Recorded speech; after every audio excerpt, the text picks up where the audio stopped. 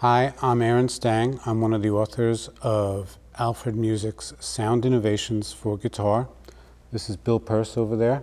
Bill is my co-author on this, and Bill, you're head of guitar at Duquesne. Duquesne University, Mary Papert School of Music. Cool. And this is Carly Schaefer. Carly's one of Bill's students. Carly is going to be helping us out today. She's going to be playing some of the parts with us.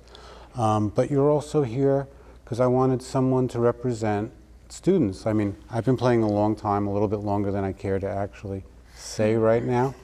But Carly is here so you can see the difference between, okay, us with a lot of experience, and really Carly's only been playing a couple of years, and we're going to put you on the spot, okay? And we're going to correct you at times. We're going to use you as our hand model, okay? And try to teach you how to get into the right positions, and going to ask you to play some different stuff. And okay, thanks for being here, and don't worry if it gets hard. So a couple of things before we get into the lessons. On the DVD, Bill and I are going to be discussing all the concepts and techniques that you're going to learn in the book, so you can reference this. We're also going to be demonstrating most of the music that's in the book. And throughout the book, there are DVD icons, chapter icons, and you can use those so you know immediately where to go to, which chapters on the DVD to reference us either demonstrating or discussing. So do that a lot. Especially try to watch our hands and listen to the way we sound and try to emulate that unless we sound really bad, and then use that as the bad example and don't emulate that. Also, embedded on the DVD are MP3 recordings of every song and every example in the book. Also embedded on the DVD is the SI song player. Now, using that software, when you open that software, it will open all those MP3 tracks. You'll be able to access the tracks, but more importantly, you'll be able to slow them down and you'll be able to loop them. So in other words, when you set it up, you could slow the song down.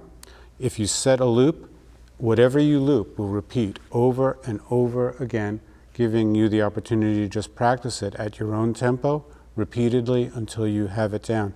I suggest slowing things down. Play them slowly. If you can play slowly without making a mistake, you will have no problem doubling the tempo. One other thing, in writing this method, we really wanted to get at core guitar techniques. And in popular music, guitar, I tend to think of it mostly as a rhythm section instrument. Not that it doesn't do other things, but in other words, we play chords, we accompany, and as a rhythm section player, there's a lot of foundational things that we learn in the beginning, and we use those for the rest of our lives. The chords we learn in our first few months on guitar, they're the same chords we play today, 40 years later. Some of the techniques we learn, some of the patterns, some of the rock and roll patterns that we're going to demonstrate here are the basis of still what we play every single day. Some of these patterns are challenging at first, but the cool thing about a guitar is that pattern, you're going to play it the rest of your life. So you have lots of time to perfect it and to learn many variations of it. Really, that's what it's about, varying them and making these little changes. So this isn't necessarily about having 100% command. In the first couple of months, you're not going to sound perfect.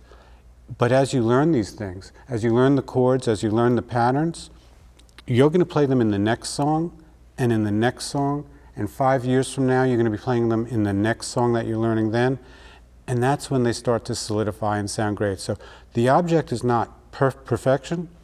The object is to have fun and start making music, really. So let's get into the lessons.